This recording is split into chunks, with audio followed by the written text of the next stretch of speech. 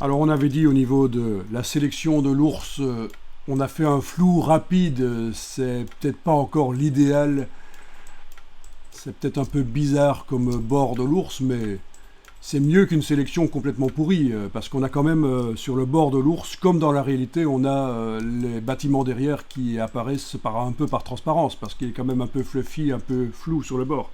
Mais la sélection aurait pu être meilleure, elle a été faite rapidement. Quoi qu'il en soit, nous allons ici faire en sorte que l'ours soit plus petit dans le décor. Donc une solution qui n'est pas la bonne, mais qui est appliquée par beaucoup d'infographistes, c'est de réduire l'ours dans le décor. Donc ce que je vous explique là est super important pour vos travaux par la suite, si vous continuez dans Adobe ou dans d'autres logiciels. Il faut en réalité pas considérer que c'est l'ours qui est trop grand dans le décor, mais c'est le décor qui est trop petit par rapport à l'ours. Donc première chose, on va aller voir combien de pixels est composée cette image. Vous allez dans Image, taille de l'image. Il s'agit donc bien de l'image du décor, puisque c'est lui qui a reçu l'ours. C'est Image, taille de l'image. Vous voyez que vous avez une image de 1280 pixels sur 728. C'est assez peu.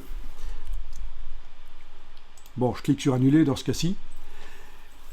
Donc, et l'ours est constitué d'un certain nombre de pixels. Si vous le faites plus petit, ben il va être moins net. On va tester. Vous avez ici le groupe qui est activé, comme ça, vous voyez.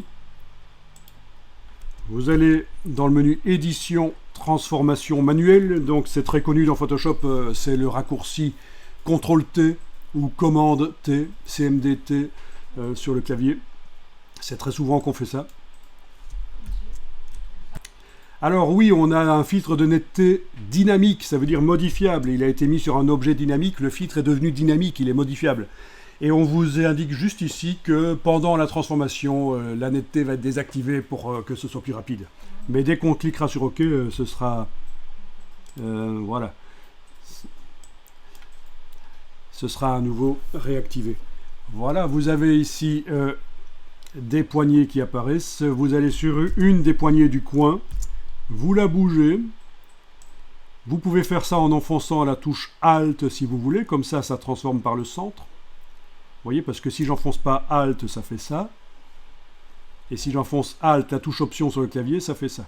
Voilà, vous pouvez par exemple mettre l'ours en petit, comme ça. Vous validez avec le V là au-dessus, par exemple.